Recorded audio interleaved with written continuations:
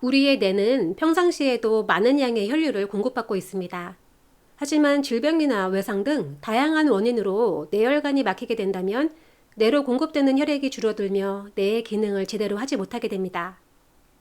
위와 같은 뇌혈류 감소가 길어지면 뇌조직의 괴사가 시작되고 한번 괴사된 뇌조직이 회복 불가한 상태가 되었을 때 이를 뇌경색이라고 합니다.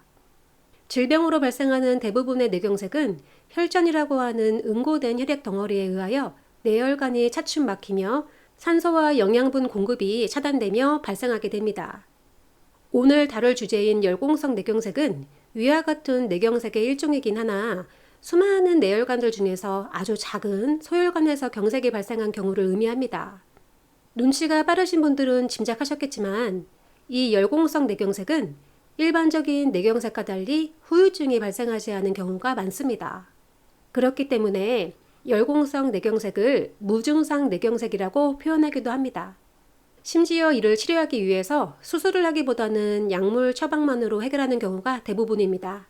충분히 치료도 잘 되며 재발의 가능성도 높지 않아 마비 증세나 언어장애 등의 신경학적 결손을 동반하지 않는 경우가 많습니다. 자, 뇌경색이라는 넓은 범위 안에 포함된 열공성 뇌경색의 의미까지 알아보았으니 본격적으로 보상과 관련하여 분쟁이 되는 점 등을 실제 사례를 통해 설명하여 드리겠습니다. 아마 이 글을 찾아서 보시는 분들은 이미 장기보험에 뇌혈관 질환 진단비, 뇌졸중 진단비, 뇌출혈 진단비 등이 가입되어 있으실 텐데요. 위 특약에서 뇌경색 진단은 뇌혈관 질환 진단비와 뇌졸중 진단비 특약에서만 담보한다는 점까지 알고 계실 거라 생각합니다. 오늘 소개할 사례의 주인공인 A씨는 70대 어르신입니다.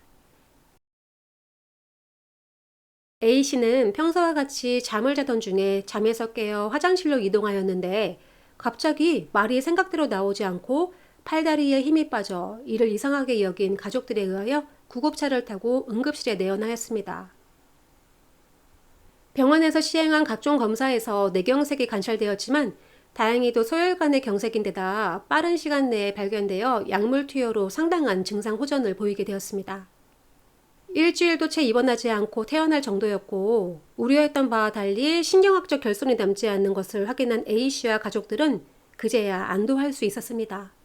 진단서를 발급받아 확인해보니 뇌경색 진단이 포함된 것을 보았고 A씨 앞으로 20여 년 전에 가입한 보험증권과 약관을 찾아보니 해당되는 2천만 원짜리 담보가 있다는 사실을 알게 되었습니다.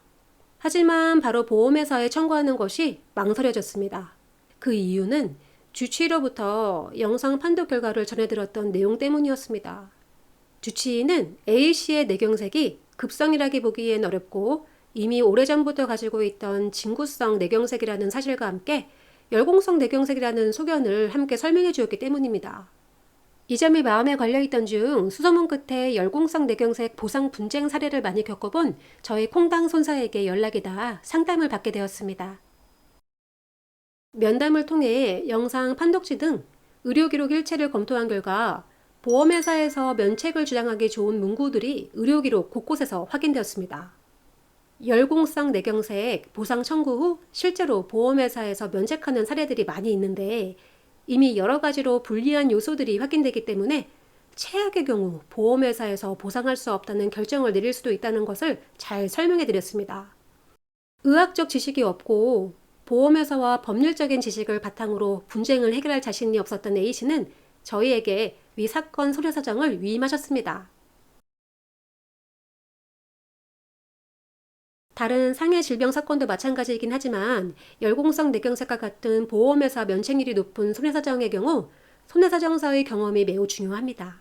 같은 열공성 뇌경색 진단이라고 할지라도 각 케이스별로 보험회사와의 쟁점은 조금씩 다르고 이를 해결하기 위하여 주장해야 하는 의학적 근거와 법적 근거로 쓰일 판례도 모두 상이하기 때문입니다. 열공성 뇌경색 손해사정은 자료 검토와 손해사정서 작성을 어설프게 했다간 본전도 못 찾는 결과가 나올 수 있는 만큼 충분한 시간을 두고 심도 있게 손해사정서를 작성 및 교부하였고 보험회사에 A씨가 갖는 정당한 권리를 주장하였습니다. 이후로 보험회사의 검토, 손해사정 의견 진술 등의 과정을 거쳐 A씨는 가입금액 2천만 원을 전액 보상받게 되었습니다. 하지만 열공성 뇌경색으로 항상 가입 금액 전액을 지급받는 것은 아니라는 점을 다시 강조드리면서 오늘의 열공성 뇌경색 보상 사례 영상을 마치도록 하겠습니다. 열공성 뇌경색 및 기타 면책률 높은 특약 청구에 대한 추가 문의는 언제나 상담 신청 부탁드립니다. 오늘도 시청해주신 여러분 고맙습니다. 다음에 또 만나요.